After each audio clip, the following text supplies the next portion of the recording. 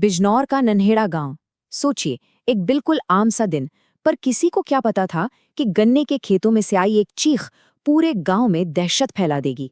आइए, आज इसी रहस्यमयी कहानी की परतों को खोलते हैं।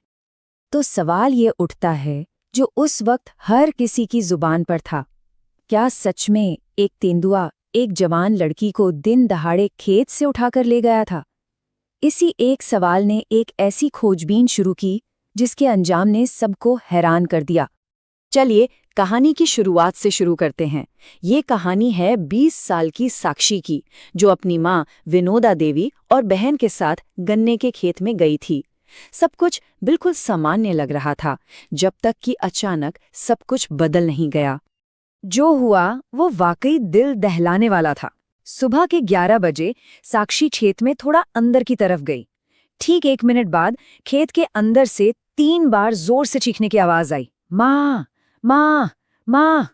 इसके तुरंत बाद गन्ने के पत्तों में जोर की सरसराहट हुई और फिर एकदम सन्नाटा छा गया। अपनी बेटी की ये दर्द भरी चीखें सुनकर विनोदा देवी का तो दिल ही बैठ गया। उन्हें पूरा यकीन हो गया कि किसी खूंखार जानवर ने हमला कर दिया है, और उन्होंने बिना एक पल गंवाए मदद के लिए चीखना चिल्लाना शुरू कर दिया। अब देखते हैं कि इसके बाद क्या हुआ। तेंदुए के हमले की खबर गांव में जंगल की आग की तरह फैल गई। हर तरफ डर और दहशत का माहौल बन गया, और पूरा का पूरा गांव साक्षी को ढूंढने के लिए एक साथ खड़ा हो गया। खोज की शुरुआत गांव वालों ने की। हाथों में लाठी डंडे लेकर वो खेतों को छानने लगे। लेकिन जल्द ही मामला बड़ा हो गया। पुलिस और वन विभाग की टीमें भी पहुंच गई, और फिर तो ड्रोन कैमरों से आसमान से भी तलाशी शुरू कर दी गई। घंटों की इस बड़ी तलाशी के बाद जानते हैं हाथ क्या लगा? सिर्फ एक सुराग, साक्षी की एक चप्पल। ये अकेली चप्पल मानो सबके सबसे बुरे डर को सच साबित कर रही थी। लेकिन यहीं पर कहानी में एक बहुत अजीब मोड़ आता है। इतनी बड़ी खोज, ड्रोन, पुलिस, इसके बावजूद साक्षी का कोई और निशान क्यों नहीं मिला? ना कोई खून का धब्बा, ना जमीन पर घसीटने के निशान। भला ऐसा कैसे हो सकता है कि एक तेंदुआ किसी को ले जाए और कोई सबूत ही ना छोड़े? और फिर जब लगभग सब लोग उम्मीद खो चुके थे, कहानी ने एक ऐसा मोड़ लिया जिसकी किसी ने कल्पना भी नहीं की थी।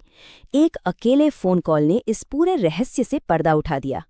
फोन देहरादून से आया था, और लाइन की दूसरी तरफ खुद साक्षी थी। उसने अपनी माँ को बताया कि वो बिल्कुल ठीक है, पूरी तरह से सुरक्षित है। जरा सोचिए, उस परिवार और गांव वालों पर क्या बीती होगी जो घंटों से एक जंगली जानवर से अपनी बेटी को बचाने की कोशिश कर रहे थे। तो पता चला कि तेंदुआ उठा ले गया वाली ये पूरी कहानी महज एक ड्रामा था, एक सोची समझी साजिश। तो अगर कोई जंगली तेंदुआ था ही नहीं, तो फिर असली खतरा क्या था? आखिर ये सब ड्रामा क्यों रचा गया?